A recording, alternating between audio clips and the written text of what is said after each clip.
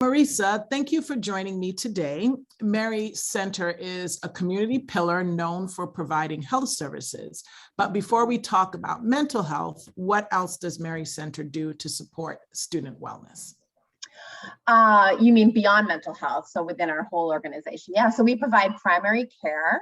We have many different medical specialties that we provide, including a very hearty nutrition program where we support folks with healthy eating. We have a dental program, and we have a dental bus that has made trips to some of our schools to do dental screenings. We have a very large program division section, and a lot of what they do is, they do all kinds of things like special teen programs, tutoring, support for college.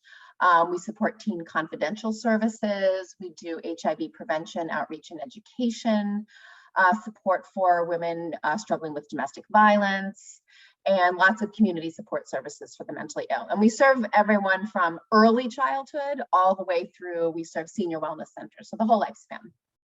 Wow, very comprehensive. Thanks for giving us some more context around your work.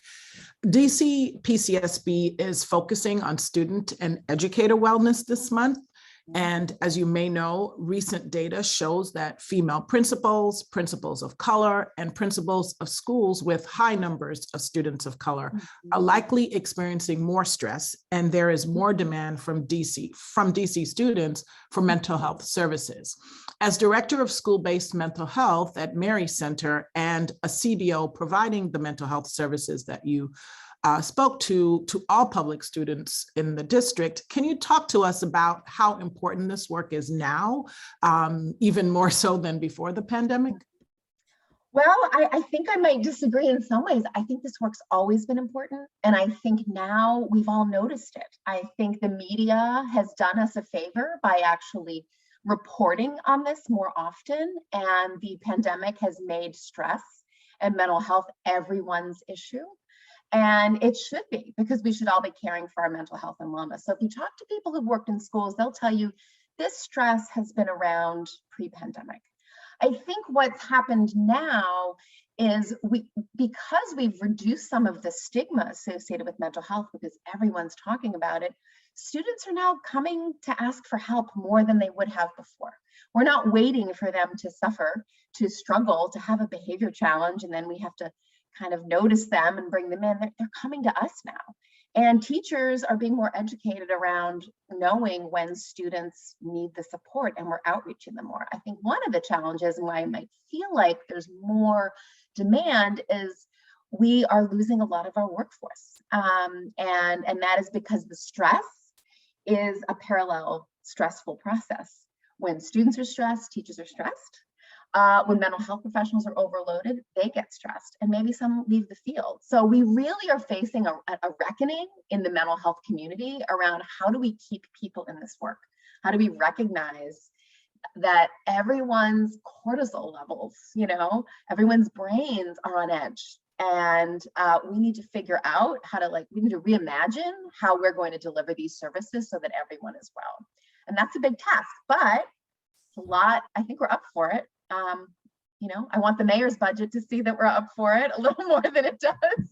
But I think we need to leverage that. Yeah.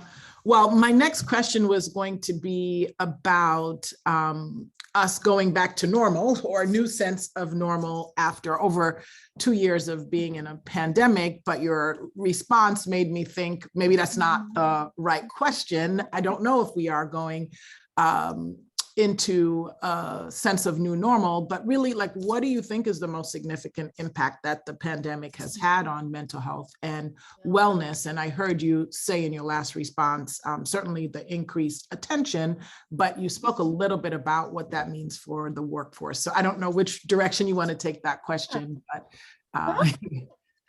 you asked about students of color in our community, and I think what's really happened is always we have seen students of color in our communities with working parents who are struggling, that those social determinants of health have really impact us. And the pandemic really hit us hard in that way. So communities, even though we have this very low unemployment rate that we talk about, our communities lost a lot of jobs during the pandemic. Communities who are essential workers, disproportionate numbers of communities of color died during the pandemic. So the loss and grief associated with families that we serve is much higher than in other populations. And so you're not just dealing with coming out of the pandemic, you're dealing with coming back into what's supposed to be a more normal life, but you've lost family members, and they've lost jobs, or they've been sick. And so everyone is trying to rebuild, and the world is saying we're back in, but these children's lives have changed dramatically. We've also told everyone for a very long time, be safe, be safe, be safe, wear your mask. And then we're told, take your masks off, everything's okay, don't be nervous about it. And the anxiety is generally produced by the unknown and the anticipation. So we need to give everyone, so I think that is a big part of what has made what happened over the pandemic, is we've recognized that we need to get prepared for these changes, and we need to do a little legwork with students, with teachers, to prepare them for these big changes. And parents, through, I believe, PAVE, have said that, please give us some notice before you make these changes.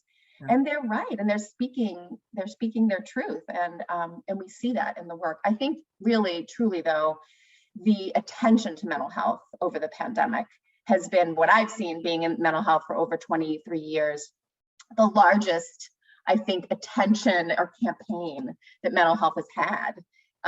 Kind of like the murder of George Floyd forced this racial awakening and reckoning. And hopefully it's done the same for behavioral health, mental health, and that we will reflect, but we'll also take action. We can't be still on this any longer. And I think we have to look at our priorities, which is budget. And the July 2021 reopening hearing with the DC Council, I spoke about the importance of mental health investments and how it helps make education more equitable. These investments are making a real difference in the lives of students, families, and educators. Why is it essential to use an equity lens when promoting and thinking about wellness for all students? Well, we know that students of color are disproportionately affected by the pandemic.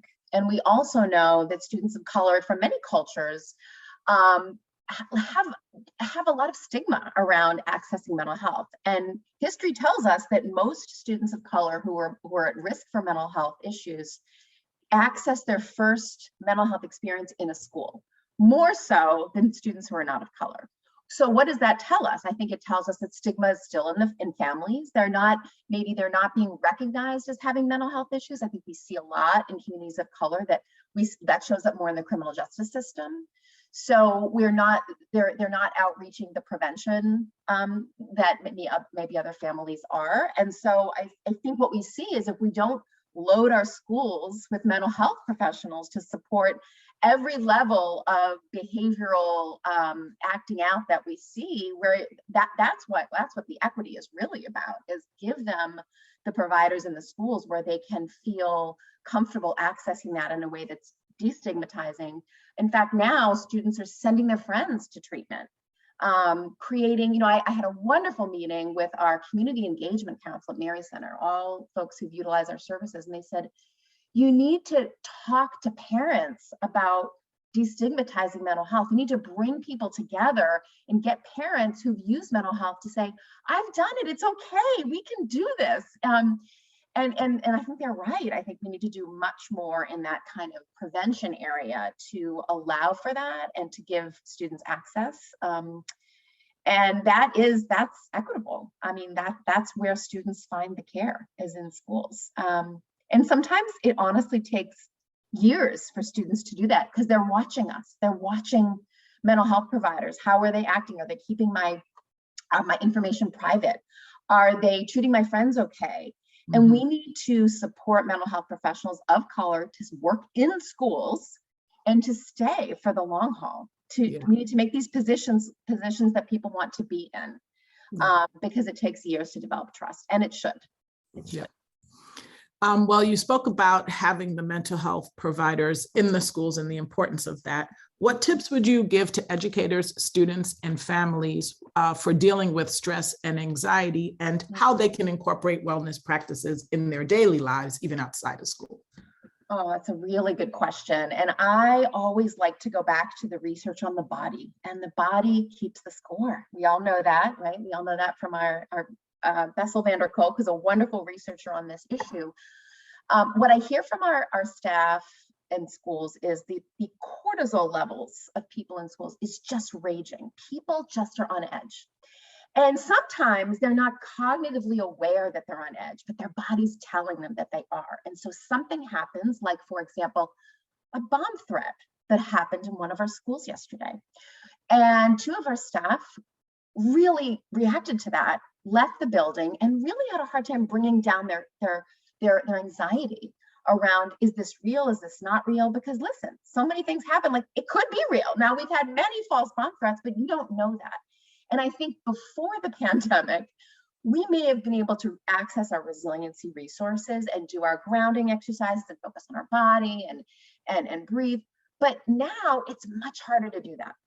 And so you have to be much more intentional about taking care of your body. So for teachers and students in the mornings, I mean, I before you do any intervention, and I wrote this down, you need to eat well, breathe deeply, rest, exercise, and make social connections every morning. And you can do all of that in the first 30 minutes of a school day, everyone together. You can eat an apple with your student in the cafeteria.